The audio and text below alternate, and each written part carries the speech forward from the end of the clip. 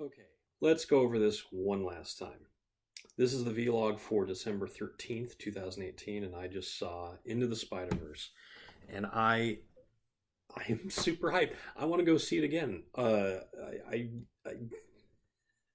I just got out of the movie and I'm ready to go see it tomorrow morning. Although they don't sell tickets until like noon, so I wouldn't be able to see it till noon, which is technically afternoon. Isn't that weird? Afternoon starts at noon. I mean, I guess that actually makes sense. Anyway, okay. This is a weird movie. Spider-Man started off as a comic book, not called Spider-Man. It was called Amazing Stories, but it was published by Marvel Comics, I think.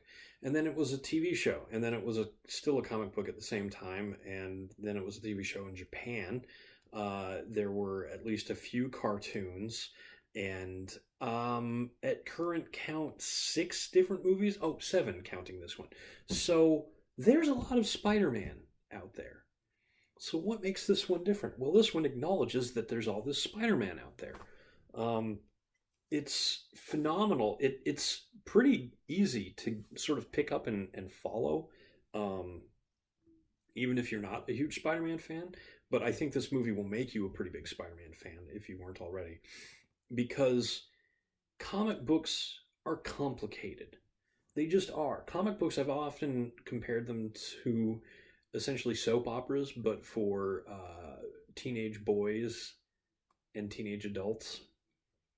Um, they involve people dying, people coming back to life, backstabbing, double crossing, triple crossing, all these different elements. And when you realize that a lot of these comics have been running for more than 50 years, um, you start to go, okay, but how does all this work together?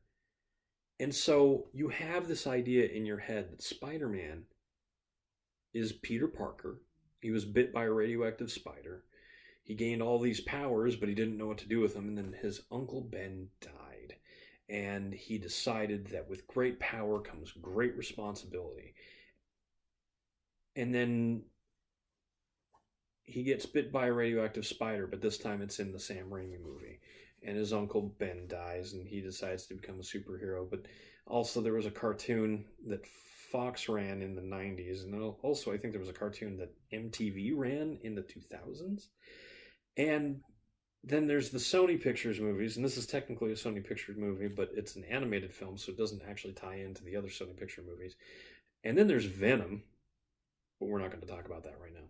So what this movie does is it acknowledges this incredibly diverse history with alternate histories that Spider-Man has had over the course of its 50 plus existence.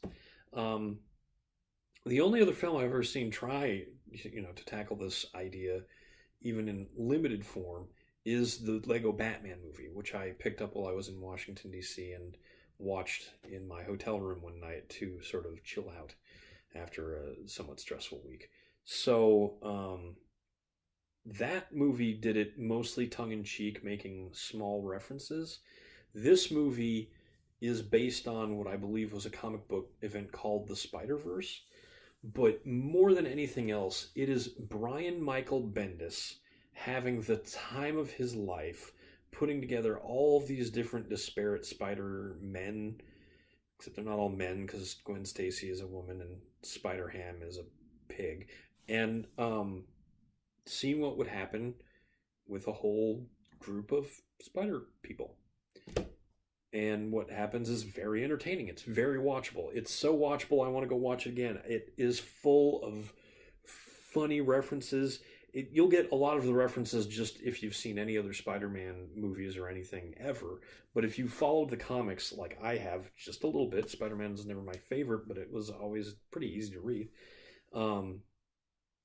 It just has so much going. I mean, there's a shot in it where they have the Spider Dune buggy. There's they have a lot of villains that I never would have expected to see. I mean, I think the best part about this whole experience is that even having seen a whole bunch of the trailers, this movie still managed to surprise me. And I know a bit about the character of Miles Morales, and he really is the central character, and this really is his story. But Miles came into the Marvel universe knowing that there already was a Spider-Man, and most other Spider people have not quite had that experience. Some of the Spider Women uh, already knew about Spider-Man. Spider-Gwen, though, is from a different dimension where there was no previous Spider person whatsoever. She was the first one. Um, and it's just, Miles has a very unique perspective within the Marvel Universe, taking on the role of being Spider-Man. And a lot of people have said he's probably the best one. Um, I know there's a lot of love for Peter Parker. Peter Parker's been all over the place. He really depends on who's writing him at the time. Um, he's had some of the most amazing stories of all time. And then there's One More Day. So this movie addresses that in some way because it gives you Peter Parker at his best and Peter Parker at his worst. And it gives you Miles, it gives you all these other versions, and they all work fluidly together, web fluidly together. And I highly recommend it. If you have any room in your heart for comic book movies, and I have room for all of them, basically, except the DC universe, then you're going to really like this. If you like Spider-Man, you will love this movie. If you love Spider-Man, you've probably already seen this movie. It's just, it's so good. I'm going to stop gushing and try and find a friend who wants to go see it this weekend and just tag along and see it again. I'm Eric Spornitz, and tomorrow will be better because I'm going to see Spider-Man.